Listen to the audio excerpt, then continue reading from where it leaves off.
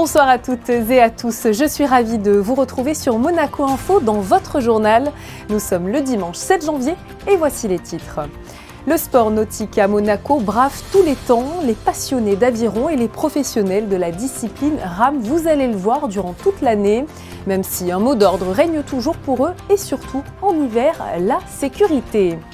Un début, c'est vrai, prometteur pour les soldes en principauté. Elles ont débuté ce 2 janvier avec des réductions alléchantes. Elles permettent aux professionnels monégasques de faire face aux commerces en ligne et de surfer sur l'encourageante dynamique commerciale du pays.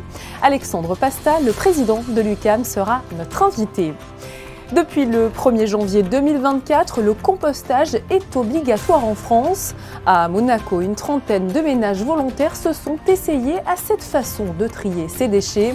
Reportage à suivre dans quelques instants du côté de Fontvieille.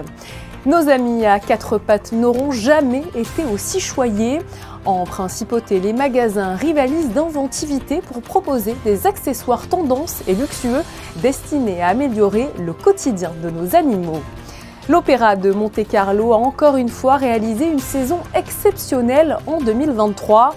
Magdalena Grob, la directrice de la communication, fera le point sur l'ADN et sur les perspectives de cette entité culturelle incontournable. La culture sera encore à l'honneur, comme très souvent dans ce journal, mais après l'opéra, nous vous parlerons de cinéma. Vincent Vatrican présentera le film Lettre d'une inconnue, projection prévue ce mardi 9 janvier au Théâtre des Variétés.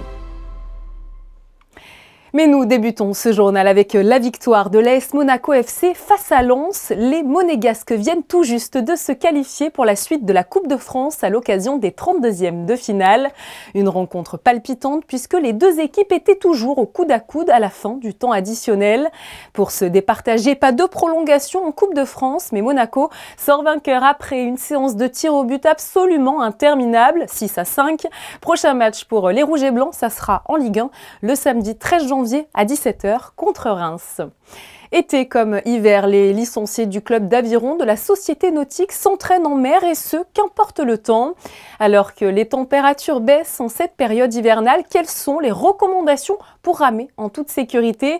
Et qui sont ces personnes qui bravent la mer en plein hiver? Les réponses dans ce reportage d'Anaïs Riu et Olivier Bonello.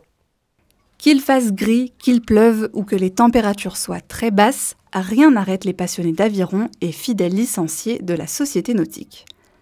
Par chance, l'hiver n'est pas encore bien rude en principauté, de quoi rendre les entraînements en mer agréables, même à cette période de l'année.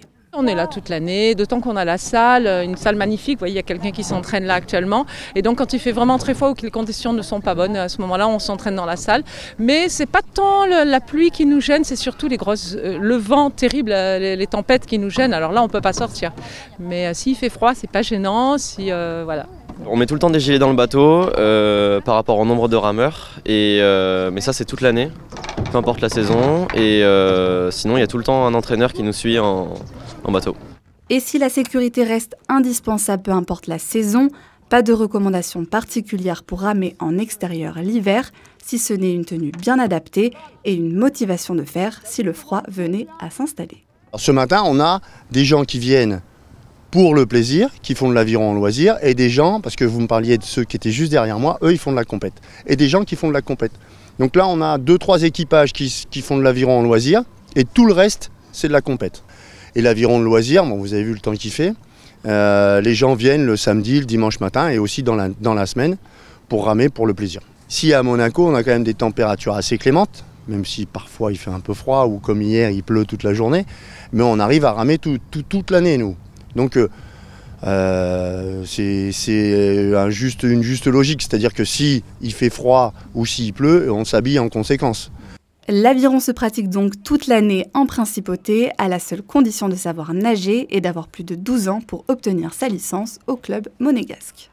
Les soldes d'hiver à Monaco ont débuté ce mardi 2 janvier. Cette année, elles ont démarré donc avec 8 jours d'avance par rapport au commerce français. Le point sur toutes les bonnes affaires de la principauté avec Vanessa Dessy sur des images d'Arnaud Humbert. Malgré un timide démarrage, les commerçants monégasques profitent de quelques jours d'avance sur leurs voisins français. Le coup d'envoi des soldes d'hiver 2024 a été donné en principauté.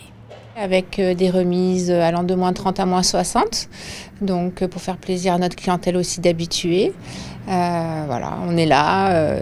Les remises se font vraiment aussi à des coups de cœur où je sais que ça va faire plaisir. La clientèle, ça fait quand même des années que je suis ici, donc c'est vraiment faire plaisir. Faire plaisir à tel point que la politique de certaines boutiques se résume à satisfaire sa clientèle en soldant même des articles non soldés. On ne solde pas ou moins, bon, on essaye toujours de faire quelque chose de toute façon aux clients quand ils viennent. Mais sinon, bon, on essaye de s'organiser de telle manière de donner satisfaction aux clients. Les clients à cette époque de l'année viennent un peu pour ça, donc il faut faire un effort. Oh, c'est pas un effort, c'est normal, hein. C'est un plaisir voilà, et de s'en reconnaissant en plus. Vêtements, accessoires, chaussures, les soldes d'hiver en principauté, c'est jusqu'à la mi-février. Et au revoir tout le monde. Et le climat semble plutôt au beau fixe pour le commerce en principauté. L'enjeu de ces soldes est donc de confirmer la belle attractivité du pays sur le plan commercial. Pour nous en parler ce soir, Christophe Pacaud a reçu le président de l'Union des commerçants et artisans de Monaco. Bonsoir Alexandre Pasta. Bonsoir, bonsoir. Et meilleurs vœux pour cette année 2024 qui arrive après une belle année pour le commerce en 2023 à Monaco? Oui, le commerce s'est bien passé en 2023, ça a été une année positive. Très positive. Oui, très positive. Je suis vraiment content pour nos commerces. On a eu beaucoup de touristes qui sont venus en principauté. On a eu des gens de la principauté qui ont consommé sur place. Grâce évidemment avec l'application Carlo qui a comme d'habitude boosté les ventes. C'est une très bonne année, c'était une très bonne année 2023. Et il y a du monde bien sûr, depuis le 1er janvier, nous sommes en début d'année 2024, beaucoup de monde derrière vous au boulevard des Moulins, on le constate effectivement avec en plus une période où il y a pas mal d'accros, ça s'appelle les soldes. Vous avez toujours les mêmes qui reviennent un petit peu, la même clientèle? Alors oui, effectivement, il faut avouer une chose, c'est qu'on a un petit avantage par rapport à nos voisins, c'est qu'on les commence plus tôt et on les finit plus tard. Voilà. Donc c'est bien, oui, on a des gens qui attendent cette période pour faire des affaires en principauté, sachant qu'on a des commerces qui ont des produits de qualité. L'accueil est toujours excellent dans nos boutiques, donc effectivement on a une clientèle qui attend ça avec impatience. Ça veut dire que de l'Italie ou de la France on vient chez vous parce qu'une semaine avant on peut faire de belles affaires, je ne dis pas de bonnes affaires mais de belles affaires sur des produits de marque notamment. Exactement, exactement, sur les produits de marque et pas que les marques. On a bien entendu tous les magasins de chaussures, les magasins de prêt-à-porter qui sont encore des magasins indépendants et qui font faire de belles affaires. Et moi, j'ajouterais quand même de bonnes affaires aussi. Malgré la concurrence de tous bords, parce que ça commence par les sites internet, au fameux Black Friday, il y a des opérations comme des ventes privées. Il y en a moins à Monaco qu'en France, par exemple, des ventes privées. Hein. On est face à un dilemme. C'est vrai que Internet, aujourd'hui, mais je crois que c'est devenu international, hein, c'est une concurrence. On est conscient du problème. Je connais beaucoup de commerçants qui sont en train de chercher à faire une activité supplémentaire justement pour faire une offre auprès d'une clientèle beaucoup plus large. Dans ces cas-là, on va vraiment sur de l'international et sur l'extérieur. Mais c'est vrai que ça reste une concurrence qui est là, tout à fait existante, qui est là. Voilà, qui est dans l'air du temps. Mais ça veut dire, quand je vous écoute, Alexandre Pasta, je me dis que on le voit dans certains commerces, on peut cumuler deux emplois. On peut faire, par exemple, je sais pas moi, un bar tendance avec une vente d'affaires de sport, par exemple. Une idée. Alors, exactement. Je crois qu'aujourd'hui, c'est la tendance. Et je dirais même plus qu'il faut le faire parce que ça permet de faire un supplément indiscutable à ces points de vente qui peuvent avoir des moments de trous de saison, de creux de saison. On peut penser au mois de novembre avant les fêtes. On peut penser au mois de fin janvier, début février, où c'est des périodes difficiles, où la vente par Internet peut faire un boost sur ces périodes un peu compliquées. Des magasins supplémentaires peut-être à venir, peut-être Boulevard des Moulins, rue Princesse Caroline, il y aura toujours de la nouveauté à Monaco en tout cas. Mais évidemment, évidemment, vous savez, Monaco, on est quand même un diamant où il se passe toujours quelque chose. Et par nos commerçants, il y a toujours des gens qui ont envie de continuer d'ouvrir des magasins, qui ont envie d'ouvrir des commerces. Et c'est vrai, rue Caroline, il va y avoir une belle enseigne qui va s'ouvrir bientôt. Boulevard des Moulins, je sais qu'il y a des gens qui ont des beaux projets en tête. Fontvieille, on le sait, on en a parlé, il y a le centre commercial qui va se rebooster. Voilà, non, c'est très positif. Monaco, force d'attractivité. Merci Alexandre Pasta d'avoir été avec nous ce soir et bonne année encore. Merci, à bientôt. Les chiens sont-ils les nouveaux rois de la consommation? À Monaco, solde ou pas, rien n'est trop beau pour nos amis à quatre pattes. Une vraie tendance qui ne cesse de se développer avec parfois des accessoires très luxueux destinés à améliorer la vie de nos toutous. Reportage de Frédéric Elion, Arnaud Humbert et Jean-Alexandre Dordet. La citation est bien connue, le chien est le meilleur ami de l'homme. En principauté, plusieurs magasins proposent de nombreux services pour améliorer le quotidien ou le look de vos toutous. Élu meilleur toiletteur de Monaco en 2021, le salon My Beauty Dog a ouvert ses portes il y a 3 ans, en 2020. 80% des produits et objets viennent de Corée du Sud. I started this grooming, dog grooming, when I was 17 years old. Since then, I've been working on this industry all my life. Mainly, we have a very good grooming service with very nice products and all the accessory, toys, food, treats, or leash, harness, everything for the dogs. For Pets Only est une marque italienne implantée à Milan depuis 25 ans. Cela fait 10 ans qu'une boutique existe en principauté. Un partenariat a d'ailleurs été créé avec l'hôtel Hermitage, le Métropole et l'hôtel de Paris. È un posto dove noi cerchiamo di coccolare i nostri cani con dei prodotti un po' particolari, un po' di alta gamma. Abbiamo abiti, abbiamo collari, pettorine, guinzagli a mano, la fabbrica è a Milano e quindi sono tutti prodotti italiani fatti a mano. Vous l'aurez compris, les chiens ont la belle vie en principauté. Consommer plus responsable et trier ses déchets issus de sa consommation alimentaire, c'est tout l'objectif du compost. Et à Monaco, les épluchures à la poubelle, c'est bel et bien terminé pour une trentaine de familles. Elles ont en effet choisi cette solution de tri dans le quartier de Fontvieille. Reportage signé Émilie Terrasson. Un composteur pour une trentaine de ménages volontaires, c'est l'objectif de ce composteur de proximité. Dans le quartier de Fontvieille, il est possible pour les résidents de l'immeuble Les Eucalyptus et ses environs d'assister à une formation de la société monégasque d'assainissement pour y avoir accès.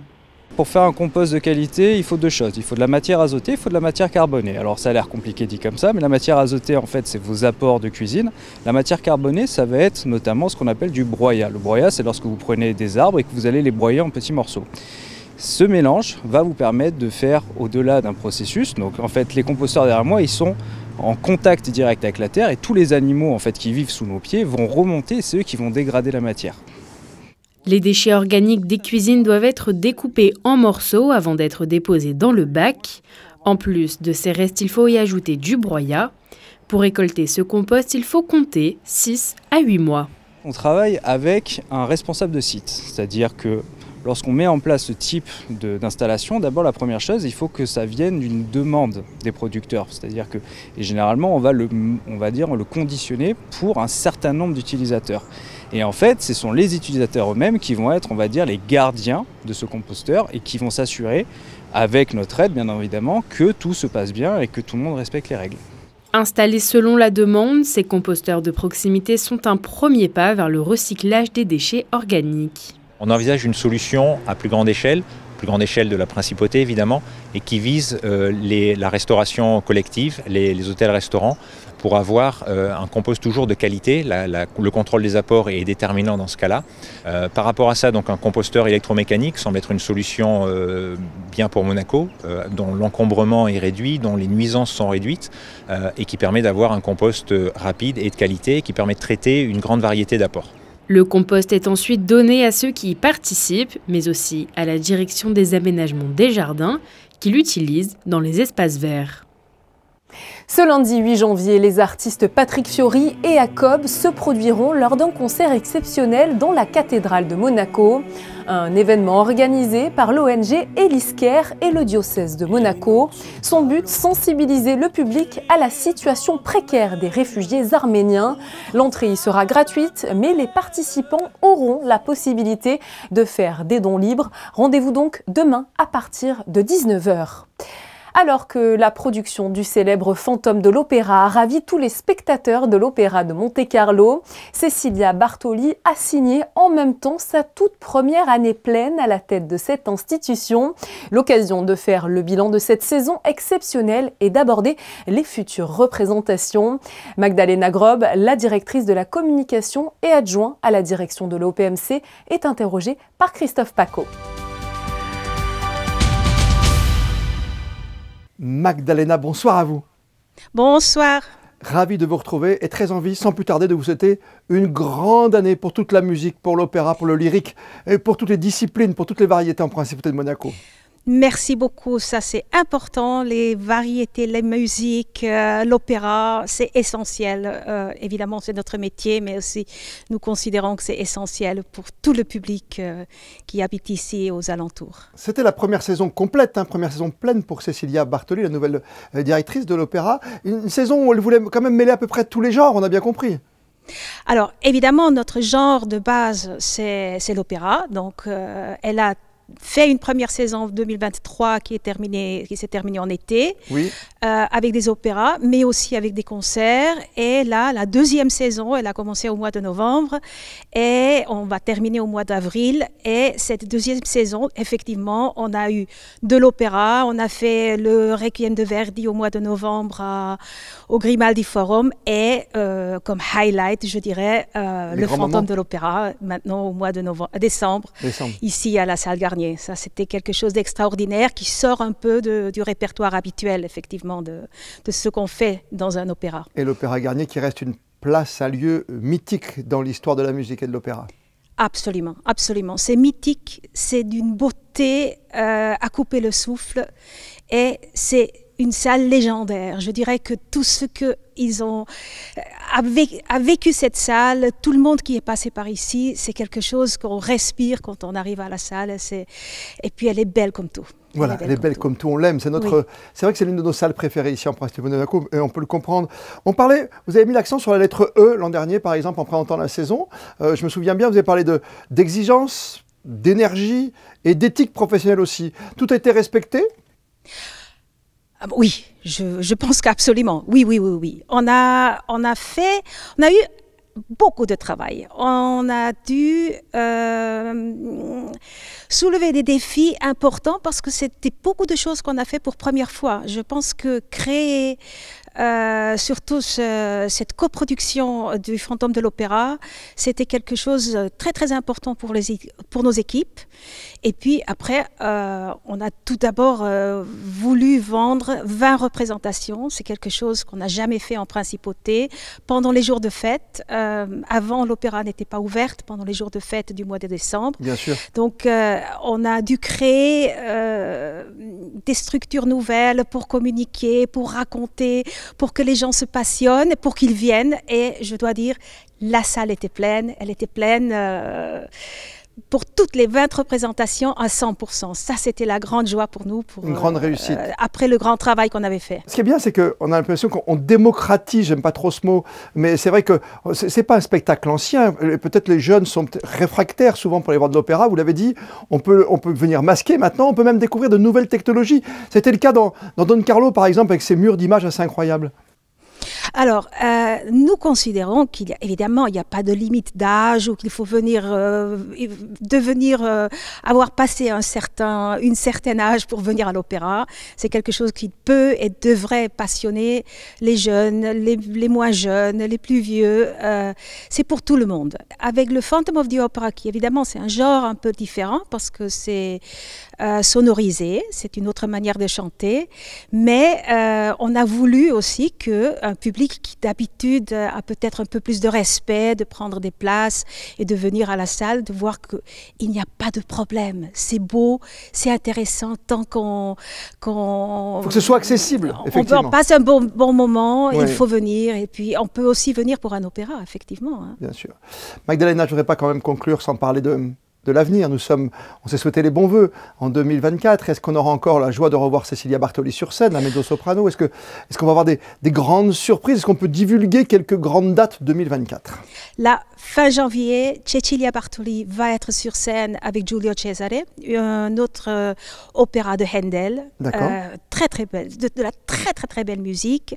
On va faire encore 3 opéras, donc Giulio Cesare au mois de janvier, en février un diptyque avec de la musique de Mascagni, Cavalleria Rusticana et le Gianni Schicchi, et on va terminer en mars avec La fille du régiment dans une nouvelle production de Jean-Louis Grinda, et nous allons avoir des concerts aussi. Fin mars, Cecilia va faire un récital avec le grand pianiste chinois Lang Lang. Ça va être un moment magique. Ils s'entendent très bien. Ça va être quelque chose de très spécial.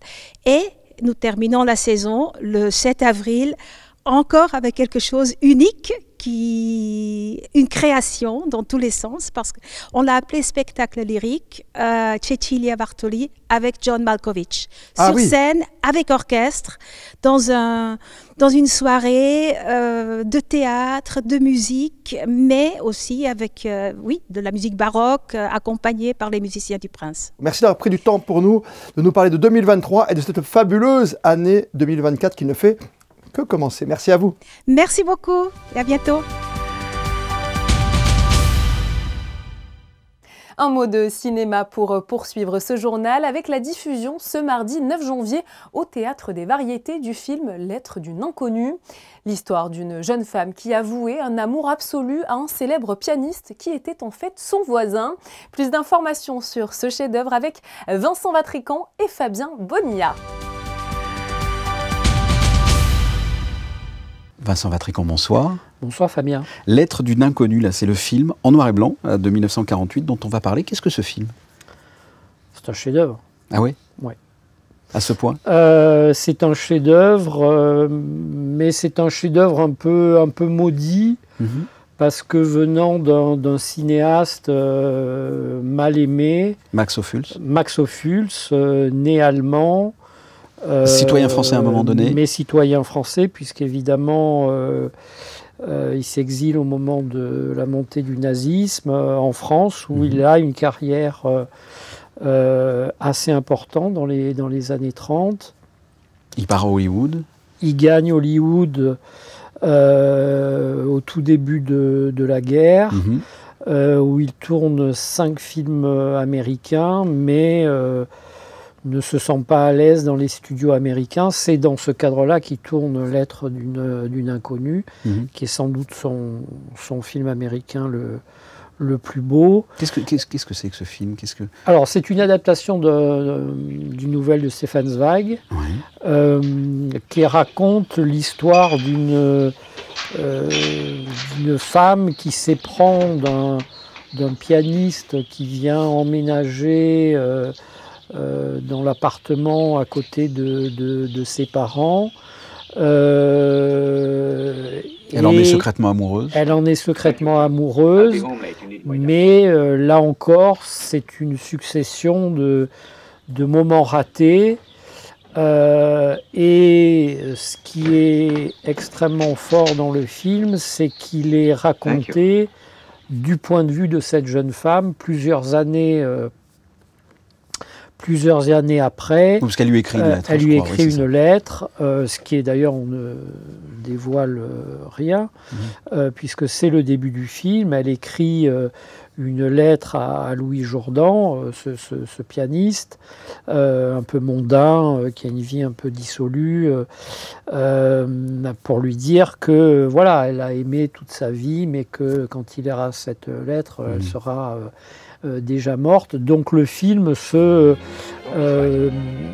raconte par flashback au passé, et on va comprendre ce qui a motivé cette élève.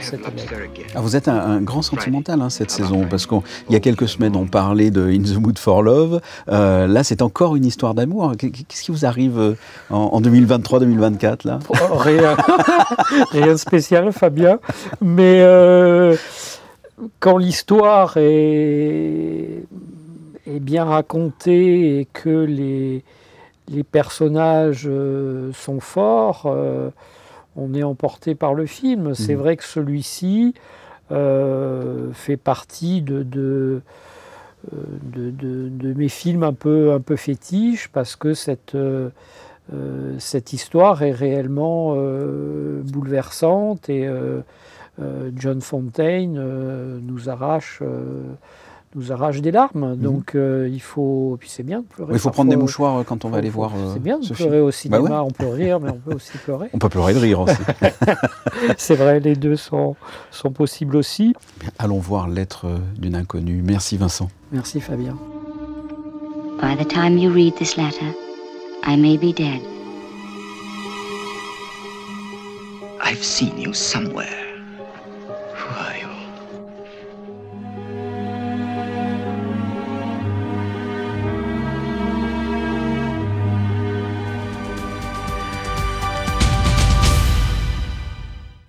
Passons désormais à votre bulletin météo. Justin Hadel, les nuages seront-ils toujours présents en ce début de semaine ? Effectivement, Julia, des nuages et encore des nuages, et ce pour ces prochains jours. Malgré tout, le risque de précipitation reste pour le moment assez faible. Pour commencer la semaine, le temps sera similaire à celui de ce week-end. Quelques éclaircies pourront apporter un peu de chaleur sur le sol monégasque, même si une averse pourrait avoir lieu en début de soirée aux alentours de 21 h. Niveau température, ça varie légèrement, 8 à 11 degrés et un ressenti pouvant descendre jusqu'à 6. La mer, elle, ne bouge pas, avec une température approchant approximativement les 15 degrés. Le soleil se lèvera à 8h01 et vous pourrez admirer le coucher de soleil à 17h11.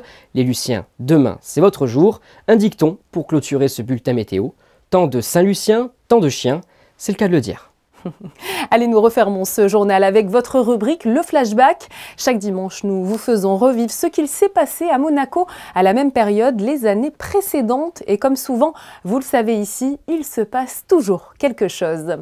Merci à vous pour votre fidélité. J'aurai le plaisir de vous retrouver dès demain pour une nouvelle édition de votre journal. En attendant, très bonne soirée sur Monaco Info.